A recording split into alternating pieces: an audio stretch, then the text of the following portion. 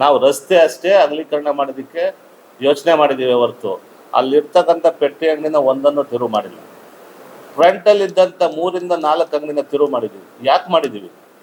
ಆ ಹಿರಿಯ ಪಟ್ಟಣದಲ್ಲಿ ಅದೇ ಬಸ್ ಸ್ಟ್ಯಾಂಡ್ಗೆ ಎವ್ರಿ ಡೇ 3ರಿಂದ 4 ಸಾವಿರ ಜನ ಬಸ್ಸನ್ನು ಇಳಿತಾರೆ, ಬಸ್ಸನ್ನು ಹತ್ತಾರೆ.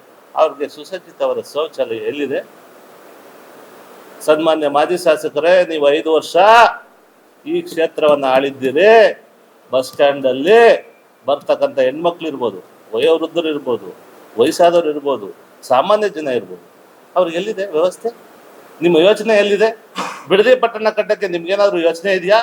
ನೀವು ನಿನ್ನೆ TV ಮಾಧ್ಯಮದಲ್ಲಿ ಹೇಳ್ತೀರಾ, ನಾನು ಬಿಡದಿಯ ಮಗ.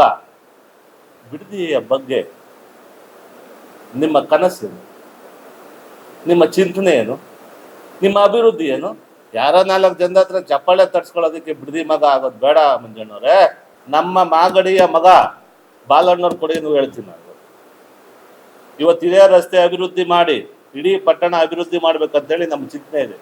ನಿಮ್ದೇನು ಬಿಡದಿ ಮಗಂದು 5 ವರ್ಷದ ಕೊಡುಗೆ ಹಾಕ್ಸಿದ್ದೀರಾ? BGS ರೋಡ್ ಮಾಡ್ಸಿದ್ರೆ ಬಿಡದಿ ಮಗ, ಮಾಗಡಿ ಮಗ ಬಂದು ಬಿಡದಿ ಅಭಿವೃದ್ಧಿ ಮಾಡ್ತಾರೆ. ಯಾವುದೇ ಕಾರಣಕ್ಕೂ ಇಡೀ ಪಟ್ಟಣದಲ್ಲಿ ನನಗೆ ಜನ ಮತ ಹಾಕಿ ಗೆಲ್ಸಿದ್ದಾರೆ. ಮತ್ತೊಮ್ಮೆ ಹೇಳ್ತೇನೆ, ಇಡೀ ಬಿಡದಿ ಹೋಬಳಿಯಿಂದನೇ ನಾನು MLA ಆಗಿದ್ದು. ಬಿಡದಿ ಹೋಬಳಿಯ ಋಣ ನನ್ನ ಮೇಲೆ ಇದೆ. ಯಾರೇನಾದ್ರೂ ಅಂದ್ಕೊಳ್ಳಿ, ಅತ್ಯುತ್ತಮವಾದಂತ ರಸ್ತೆ ನಿರ್ಮಾಣ ಆಗ್ಬೇಕು. BGS ಸರ್ಕಲ್ ನಿಂತ್ಕೊಂಡು ನಾನು ಬಿಡದಿಯ ಮಗ, ನಾನು ಏನೇ ಇದ್ರು ಮಾಡ್ತೀನಿ. 5 ವರ್ಷ ಎಲ್ಲೋಗಿದ್ರು ಬಿಡದಿ ಮಗ. ಬಿಡದಿನ ಕೊಡುಗೆ ಏನು? 1.25 ಕೋಟಿ. ಅದೇ ಬಿಡದಿಯ ಮಗನ ಮನೆಗೆ ಹೋಗ್ತಕ್ಕಂಥ ರಸ್ತೆಯನ್ನ ಅಭಿವೃದ್ಧಿಗೆ ಮಾಗಡಿಯ ಮಗ ಹಾಕಿದ್ದಾರೆ. ಬಿಡದಿ ಮುಖ್ಯ ರಸ್ತೆಯಲ್ಲಿ ಅವ್ರು ನಿಲ್ಸ್ಕೊಂಡು ವಾಚಮ ಗೋಚರವಾಗಿ ಬೈತಾರೆ. ಅವನೊಬ್ಬ ದಲಿತ ಅಧ್ಯಕ್ಷ ಅಂತೇಳಿ ಬೈತಾರೆ. ಅವನು ದಲಿತ ಆಗಿದ್ದೆ ತಪ್ಪ? ನಮ್ಮ ಪಕ್ಷದಲ್ಲೂ ಅಷ್ಟೇ ಕ್ಯಾಟಗರಿ ಬಂದ್ರೆ ನಾವು ಕೊಡ್ಬೇಕಾಗ್ತದೆ. ಅವ್ರ ಹಕ್ಕದು. ನಾವೇನು ಧರ್ಮ ಕೊಡ್ತಾ ಇಲ್ಲ, ದಾನ ಕೊಡ್ತಾ ಇಲ್ಲ ಸರ್. ಅವ್ರ ಹಕ್ಕು, ಅವ್ರ ಹಕ್ಕು ಇದೆ. ಅವ್ರು ತಗೊಂಡಿದ್ದಾರೆ, ಅವ್ರು ಅಧ್ಯಕ್ಷರಾಗಿದ್ದಾರೆ. ನೀವು ದುರಹಂಕಾರದಿಂದ ಒಬ್ಬ ದಲಿತ ಅಧ್ಯಕ್ಷನ ನಡು ರಸ್ತೆಯಲ್ಲಿ ನಿಲ್ಲಿಸಿ ಬೈತಿರಲ್ಲ, ನಿಮಗೆ ಯಾವ ಯೋಗ್ಯತೆ ಇದೆ ರಾಜಕಾರಣ ಮಾಡೋದಕ್ಕೆ? ಹಾಗಾದ್ರೆ ದಲಿತರು ಬೇಡವಾ ನಿಮ್ಗೆ? ದಲಿತ ಅಧ್ಯಕ್ಷ ಆಗಿದ್ದೆ ತಪ್ಪ? ಅವನು ಅಭಿವೃದ್ಧಿ ಮಾಡ್ತಾರ ತಪ್ಪ? ಏನ್ ತಪ್ಪು ಮಾಡಿದಾನೆ ಅಧ್ಯಕ್ಷ? ನಮ್ಗೆ ವಿರೋಧವನು.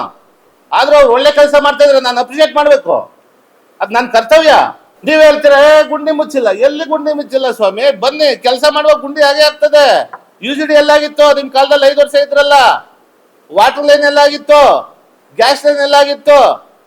ಚರಂಡಿ ಎಲ್ಲಾಗಿತ್ತು? ಈ 4 ಕಾರ್ಯಕ್ರಮ ನಡಿಬೇಕಾದ್ರೆ ರಸ್ತೆ ಗುಂಡಿ ಬಿದ್ದೇ ಬೀಳುತ್ತೆ. ಇವಾಗ ಯಾವ ರೋಡ್ ಹಾಕಿಲ್ಲ ನಾವು ಹೇಳಿ? BGS ಸರ್ಕಲ್ ಇಂದ ಬೈಪಾಸ್ ರೋಡ್ 4 ಕೋಟಿ.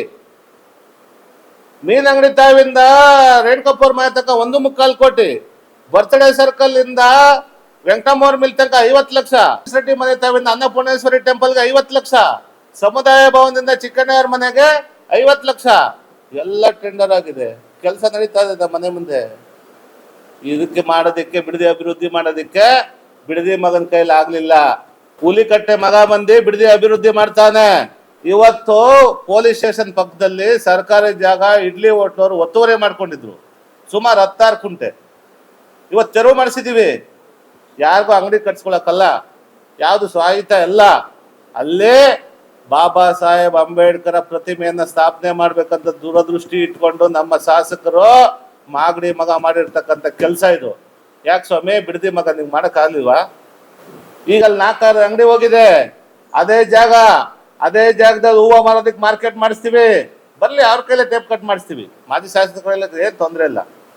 ನಮ್ಮ ಅಣ್ಣನ ಮಗನ ಜೊತೆಲಿ ಹಾಕೋಬಿಟ್ಟವ್ರೆ ಬೈಸಕ್ಕೆ. ಮನೆ ಹಾಳು ಮಾಡೋ ಕೆಲಸ, ಜೊತೆಲಿ ಕಾರಲ್ಲಿ ಕುಂಡಿಸ್ಕೊಂಡು ಮನೇಲಿ ಕೂತ್ಕೊಂಡು ಅವ್ನು ಬೈಯೋದು ನಮ್ಮ ಅಣ್ಣನ ಮಗ. ನನಗೆ ಈ ತರ ರಾಜಕಾರಣ ಮಾಡಕ್ಕೆ ಯೋಗ್ಯತೆ ಇಲ್ವಾ? ಒಂದ್ಸರಿ MLA ಆಗಿದ್ದೀರಿ, ನಿಮ್ ಯೋಗ್ಯತೆ ಅನ್ ಸಾರ್? ನೀವ್ ಯಾವ ಮಟ್ಟದಲ್ಲಿ ಇರ್ಬೇಕು? ಅವ್ನ ಬಾಯಿಗೆ ಬಂದಾಗ ಕೂತ್ಕೊಂಡು ನಿಮ್ಮ ಮನೇಲಿ ನಾನು ಬೈತಾವನೆ, ನೀವು ಖುಷಿ ಪಡ್ತಿರಲ್ಲ. ವಿಕೃತ ಮನೋಭಾವದ ಮಾಜಿ ಶಾಸಕರಲ್ವಾ ನೀವು? ಮಿನಿಮಮ್ ಕಾಮನ್ ಸೆನ್ಸ್ ಇಲ್ದೇ ಇರ್ತಕ್ಕಂಥ ಯೋಚನೆ ಮಾಡ್ತಿರಲ್ಲ. ಅವನ ಮಗ ಯಾಕೆ ಹಂಗೆಲ್ಲ ಬೈತ್ಯಾ? ನನ್ನ ಹೆಂಡತಿಗೆ ಬೈತಾನೆ, ನನ್ನ ಮಕ್ಳಿಗೆ ಬೈತಾನೆ. ಆ ಮಟ್ಟಕ್ಕೆ ಅಧೋಗತಿಗೆ ಇಳಿದಿದ್ದೀರಾ? ಬೇರೆಯವ್ರ ಮನೆಯನ್ನು ಹಾಳು ಮಾಡಿ ರಾಜಕಾರಣ ಮಾಡ್ಬೇಕು ಅಂತ ಹೇಳಿ ಅಧೋಗತಿಗೆ ಇಳಿದಿದ್ದೀರಾ? ನಿಮ್ಮದು ಯಾವುದೇ ಅಭಿವೃದ್ಧಿ ಇಲ್ಲ ಇಡೀ ಬಿಡದಿ ಪಟ್ಟಣಕ್ಕೆ. 100ಕ್ಕೆ 100 ಸರ್ಕಾರಿ ಜಾಗ ತೆರವು ಆಗೇ ಆಗ್ತದೆ ಕಾನೂನು ಪ್ರಕಾರ. ಯಾವುದೇ ಅಂಗಡಿ ಮುಗ್ಗಟ್ಟನ್ನ ನಾವು ಒಂದಡಿನೂ ಮುಟ್ಟಲ್ಲ. ಅವ್ರ ಆಸ್ತಿ ನಮ್ಗೇನ್ ರೈಟ್ಸ್ ಇದೆ ಬೇರೆಯವ್ರ ಆಸ್ತಿ ಮುಟ್ಟೋದಿಕ್ಕೆ? ನಾವ್ ಯಾರ್ದ ಆಸ್ತಿನೂ ಮುಟ್ಟಲ್ಲ. ನಮಗದ್ ಸಂಬಂಧ ಇಲ್ಲದೆ ಇರ್ತಕ್ಕಂಥ ವಿಚಾರ. ಸರ್ಕಾರಿ ಆಸ್ತಿ ಏನಿದೆ ಅದರ ಉಳಿವಿಕೆಗೆ ನಾವು ನಮ್ಮ ಶಾಸಕರು ಪಣ ತೊಟ್ಟಿ ನಿಂತಿದ್ದೀವಿ. ಓಟ್ಗೆ ಹೋಗಿ ರಾಜಕಾರಣ ಮಾಡ್ತಾ ಇಲ್ಲ, ಅಭಿವೃದ್ಧಿಗೆ ರಾಜಕಾರಣ ಮಾಡ್ತಾ ಇದ್ದೀವಿ ನಾವು. ಈಗ 1.5 ಕೋಟಿ ತಿಮ್ಮಪ್ಪನ ಕೆರೆಯಲ್ಲಿ ಪಾರ್ಕ್ ಮಾಡಿ ಕ್ರಾಂತಿವೀರ ಸಂಗೊಳ್ಳಿ ರಾಯಣ್ಣ ಪ್ರತಿಮೆ ಇಡೋದು ನಮ್ಮ ಮಾಗಡಿ ಮಗಂದಲ್ವಾ? ಅಂಬೇಡ್ಕರ್ ಪ್ರತಿಮೆ ಇಡ್ತಕ್ಕಂಥದ್ದು ಮಾಗಡಿ ಮಗಂದಲ್ವಾ? ನಿಮ್ಮ ಬಿಡದಿ ಕಲ್ಪನೆ ಏನಿದೆ? ಶಿವಕುಮಾರ ಸ್ವಾಮೀಜಿಯವ್ರ ಬಗ್ಗೆ ನಿಮ್ ಕೊಡುಗೆ ಏನು? ಬಾಲಗಂಗಾಧರ ಸ್ವಾಮೀಜಿಯವ್ರ ಬಗ್ಗೆ ನಿಮ್ ಕೊಡುಗೆ ಏನು? ಅಂಬೇಡ್ಕರ್ ಪ್ರತಿಮೆ ಸ್ಥಾಪನೆ ಮಾಡೋ ಬಗ್ಗೆ ನಿಮ್ ಕೊಡುಗೆ ಏನು? ಕ್ರಾಂತಿವೀರಿ ಸಂಗೊಳ್ಳಿ ರಾಯಣ್ಣವರ ಪ್ರತಿಮೆ ಮಾಡುವ ಬಗ್ಗೆ ನಿಮ್ ಕೊಡುಗೆ ಏನು? ಬಿಡದಿಯ 5ರಿಂದ 6 ರಸ್ತೆ ಮುಖ್ಯ ರಸ್ತೆಗಳಿವೆ, ಅದ್ರ ಬಗ್ಗೆ ನಿಮ್ಮ ಡೆವಲಪ್ಮೆಂಟ್ ಬಗ್ಗೆ ನಿಮ್ ಕೊಡುಗೆ ಏನು? ಏನೂ ಇಲ್ಲ. ಮಾಗಡಿ ಮಗ ಇದನ್ನೆಲ್ಲ ಮಾಡ್ತಾ ಇದ್ದಾರೆ, ಅಭಿವೃದ್ಧಿ ಆಗ್ತಾ ಇದೆ. ಏನು ಯೋಚನೆ ಮಾಡೋ ಅವಶ್ಯಕತೆ ಇಲ್ಲ. ಸಣ್ಣ ಪುಟ್ಟ ವ್ಯತ್ಯಾಸಗಳು ಇರ್ಬೋದು, ಸಮಸ್ಯೆ ಇಲ್ಲ. 5-6 ಅಂಗಡಿ ನಾವು ತೆರವು ಮಾಡಿದೀವಿ. ಶೌಚಾಲಯ ನಿರ್ಮಾಣ ಮಾಡೋದಕ್ಕೆ ಕಷ್ಟ ಮಾಡಿರ್ತಕ್ಕಂಥದ್ದು ಅವ್ರಿಗೂ ಕೂಡ ನಾವು ಪುನರ್ವಸತಿ 100% ಕಲ್ಪಿಸ್ತೇವೆ. ಅದ್ರಲ್ಲಿ ಎರಡನೇ ಮಾತಿಲ್ಲ. ಯಾವುದೇ ಬಿಡದಿಯ ಸಾರ್ವಜನಿಕರು ತೊಂದರೆ ಪಡ್ತಕ್ಕಂಥ ಸಮಸ್ಯೆ ಏನೂ ಇಲ್ಲ. ನಾವು ಯಾವ ಸಾರ್ವಜನಿಕರು ತೊಂದರೆ ಕೊಡಲ್ಲ.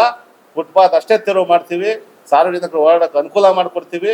ಇದು ಬಾಲಣ್ಣವರು ಮತ್ತೆ ಪುರಸಭಾ ಅಧ್ಯಕ್ಷರಾದಾಗಿ ಎಲ್ಲ 27 ಜನರ ಆಶಯ, ಆಮೇಲೆ ಸಾರ್ವಜನಿಕರದ್ದು ಕೂಡ ಆಶಯ ಇದೆ. ಹಾಗಾಗಿ ನಾವು ಅಭಿವೃದ್ಧಿ ಬಗ್ಗೆ ಚಿಂತನೆ ಮಾಡ್ತಾ ಎಲ್ಲಾ ಡೆವಲಪ್ಮೆಂಟ್ಗಳನ್ನ ಮಾಡ್ತೀವಿ. ಸಣ್ಣ ಪುಟ್ಟ ವ್ಯತ್ಯಾಸ ಇರ್ಬೋದು ನಮ್ಮ ಕಡೆಯಿಂದ, ನಾವೇನು ಸತ್ಯಾರಿಷ್ಟರಲ್ಲ, ಇರ್ಬೋದು, ಹೇಳಿ ತಿದ್ಕೋತೀವಿ. ಅದನ್ನೇ ನೀವು ವಿರೋಧ ಮಾಡಿಕೊಂಡು ಏನೋ ಆಗ್ಬಿಟ್ಟದೆ ಅಂದ್ರೆ ಅಲ್ಲಿ ಏನೂ ಆಗಿಲ್ಲ.